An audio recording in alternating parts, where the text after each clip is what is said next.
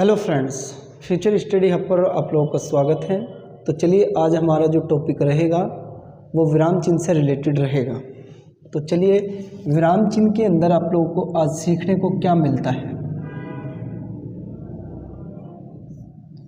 सबसे पहले हम लोग ये जानेंगे कि विराम चिन्ह को हम लोग अंग्रेजी में क्या कहते हैं और इसका जो शाब्दिक अर्थ है वो शाब्दिक अर्थ क्या रखा हुआ है।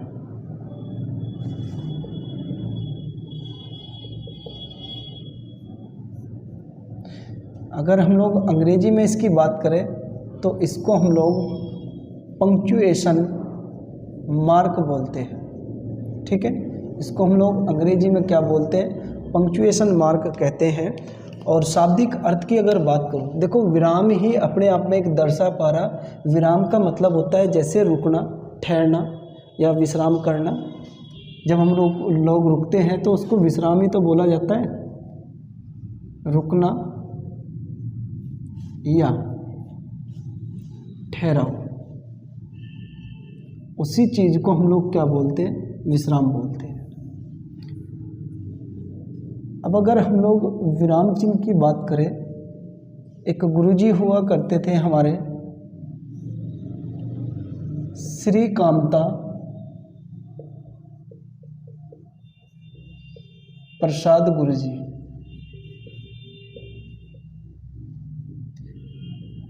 श्री कामता प्रसाद गुरुजी के अनुसार क्या बातें रखी गई है। इन्होंने विराम चिन्हों की जो कुल संख्या मानी है और जो बताई है, इनके द्वारा या फिर इनके अनुसार विराम चिन्हों की जो कुल संख्या बताई गई है, कुल संख्या 20 इन्होंने मानी है। और वे 20 किस किस तरीके से डिवीज़न की जाएगी अभी हम लोग देख लेते हैं। विराम चिन्हों की अगर हम लोग बातें करें तो विराम चिन्ह हमारे दो प्रकार से रहते हैं।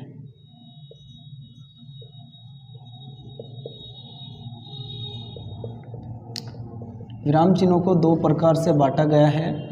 अब वो दो प्रकार किस किस तरीके से और कौन कौन से रहेंगे, अब ध्यान से सुनिए आप लोग।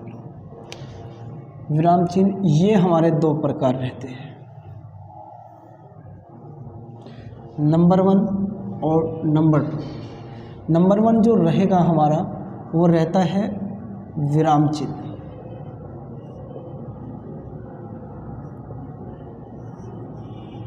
और नंबर 2 पोजीशन पर आता है हमारा भाव चिन्ह।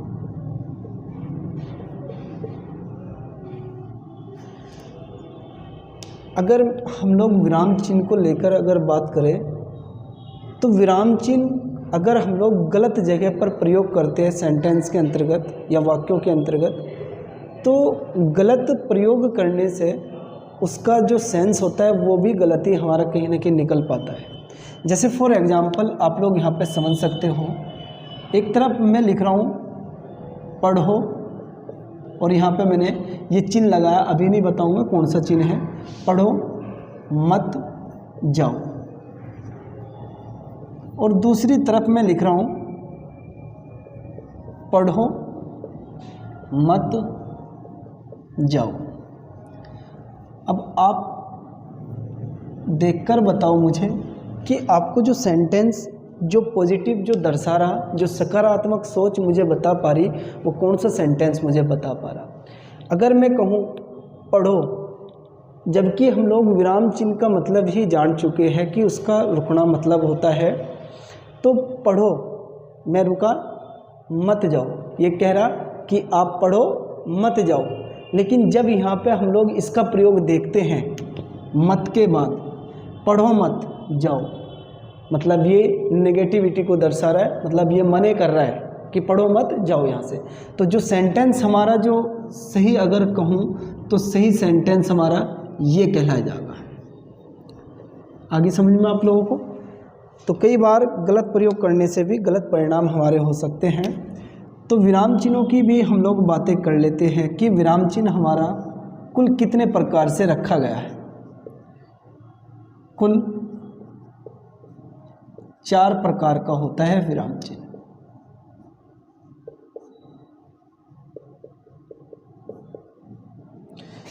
कौन कौन सा रहेगा? सबसे पहले रहेगा हमारा पूर्ण विराम चिन्ह। नंबर 2 पोजीशन पे जो रहेगा हमारा अपूर्ण विराम चिन्ह।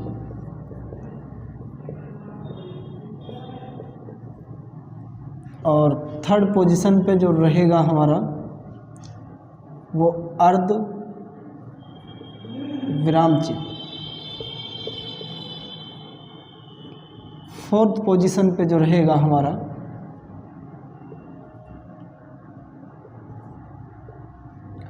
वो रहेगा अल्प विराम चिन्ह।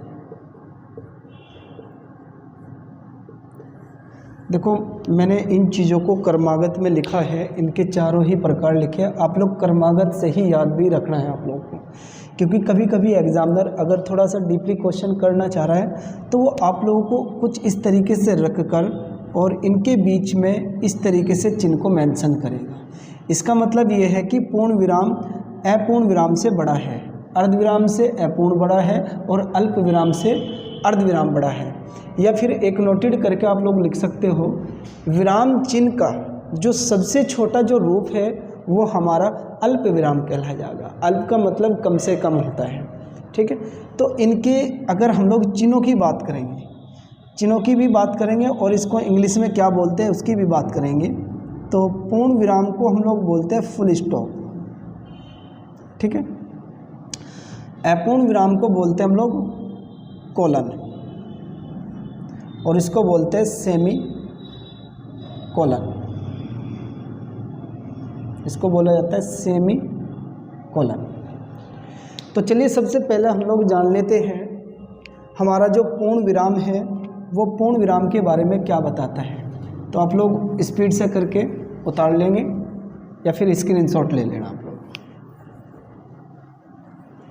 तो चलिए सबसे पहले पॉइंट था हमारा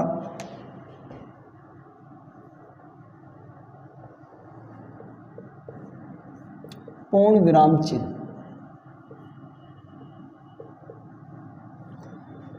मैं इंग्लिश की भी बात करना चाह रहा हूँ थोड़ी सी यहाँ पे, इसका रीज़न मैंने इसको लिखा फुल स्टॉप। फुल स्टॉप लिखने का जो मेन कारण है वो क्यों है? अगर पूर्ण विराम की हम लोग बातें करें तो पूर्ण विराम का जो चिन्ह हमारा दिखता है, चिन्ह हमारा किस तरीके से दिख पाएगा उसको हम लोग जान लेते हैं। पूर्ण विराम का चिन्ह कुछ इस तरीके से नज़र आएगा। अगर मैं इसको हिंदी में बात करूं, इसको हिंदी में क्या कहा जाता है? इसको खड़ी पाई बोला जाता है। हिंदी में इस चिन्ह को खड़ी पाई के नाम से हम लोग जानते हैं। अब एक बात और मैं आप लोगों के साथ करूंगा, जो पूर्ण विराम जो चिन्ह है ये एक्चुअल में अपने जो हिंदी का ही चिन्ह रखा जाता है। मतलब जो पूर्ण विराम जो चिन्ह है यह हिंदी भाषा का ही चिन्ह है।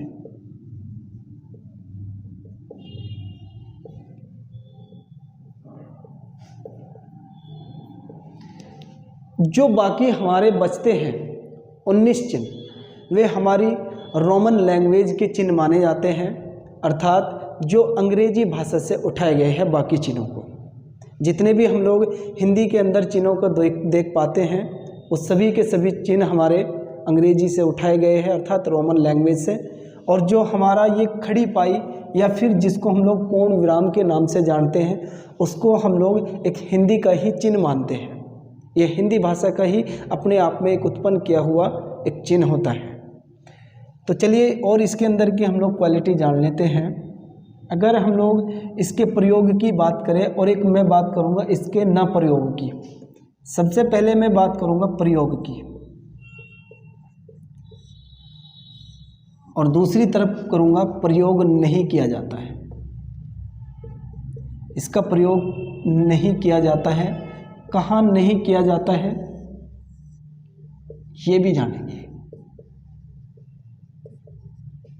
देखो प्रयोग कहाँ पे हम लोग इसका करते हैं। जो पूर्ण विराम चिन्ह है, यह हमेशा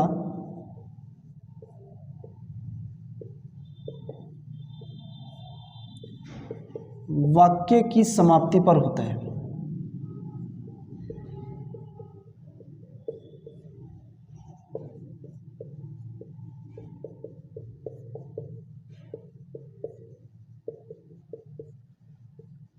इसका प्रयोग जो हम लोग पूर्ण विराम का जो चिन्ह का प्रयोग कर पाते हैं वो हमेशा हम लोग वाक्य की ही समाप्ति के बाद में कर पाते हैं। एक तरफ मैंने लिखा प्रयोग नहीं किया जाता है, इसका प्रयोग दो जगह पर कभी नहीं किया जाएगा।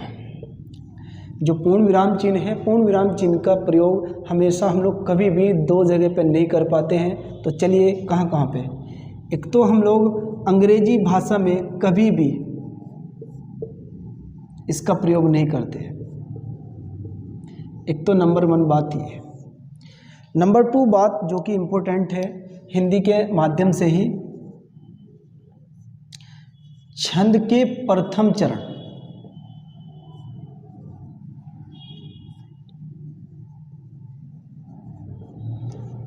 छंद के प्रथम चरण में भी हम लोग अपने पूर्ण विराम चिन्ह का प्रयोग कभी नहीं कर पाते हैं। तो वो क्या कारण रहा जिस वजह से हिंदी ने एक अपना ही खुद का एक चिन्ह लिया, वो किस क्या वजह रही होगी, और जो 19 उठाए गए हैं वो क्यों, जबकि हम लोग इस फुल स्टॉप को भी रख सकते थे। अब वो ध्यान से सुनेंगे।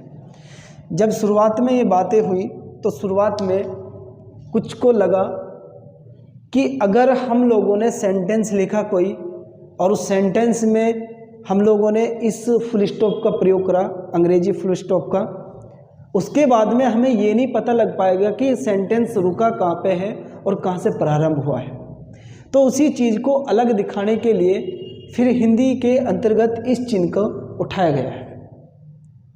तो किस तरीके से, चलिए फॉर एग्जाम्पल की अगर मैं बात करूं, लेकिन आज की जो आधुनिक हिंदी हमारी आ पा रही है, उस आधुनिक हिंदी के अंदर आज हम लोग फुल स्टॉप का कहीं ना कहीं प्रयोग देख पाते हैं। तो मैं ये बातें भी लिख देता हूं, आज आधुनिक समय में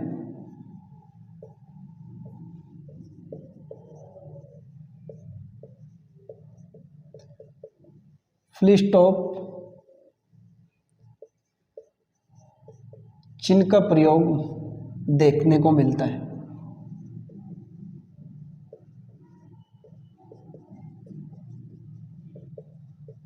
आज अगर हम लोग देखते हैं तो हिंदी में आप लोग देखना, जो आज की लेटेस्ट किताबें हमारी आ पा रही हिंदी से रिलेटेड, तो वहाँ पे आप लोग जब देखते हो तो कहीं ना कहीं बिंदु के भी आप लोग प्रयोग देख पाते हो। ये आज की बात कर रहा हूँ, लेकिन शुरुआत में इसको मना कर दिया गया था। तो इसने कहा यह हमेशा वाक्य की समाप्ति पर प्रयोग किया जाता है। फॉर एग्जाम्पल की हम बात कर लेते हैं किस तरीके से, मोहन अच्छा गाता है। अब जब मोहन की एक बात पूरी हो चुकी, मोहन अच्छा गाता है, तो यहाँ पे इसकी बात पूरी होने के पश्चात में यहाँ पे ही इसका हम लोग क्या करेंगे, अपने पूर्ण विराम चिन्ह का प्रयोग करेंगे। कभी कभी एग्जामिनर हमें चिन्ह देकर, 4 ऑप्शन देकर और पूछ लेता है कि बताइए निम्नलिखित में से कौन सा हमारा पूर्ण विराम चिन्ह रखा हुआ है। तो पूर्ण विराम चिन्ह और फुल स्टॉप चिन्ह में आप लोगों को फ़र्क पता लगा कि किस तरीके से इसका हम लोग प्रयोग कर पाते हैं। तो आज के लिए बस आप लोग इतना ही रखेंगे। तब तक फ्यूचर स्टडी हब पर आप लोग बने रहें। धन्यवाद। और हाँ, एक बात और मैं बताऊंगा आप लोगों को, आप लोग साथ के साथ में नोट्स बनाते ज़रूर चलें, क्योंकि आगे से हमारी हिस्ट्री भी मैं ओपन करने वाला हूँ और ज्योग्राफी भी और बायोलॉजी भी। तो आप लोग काम को बढ़ाकर ना चलें। धन्यवाद।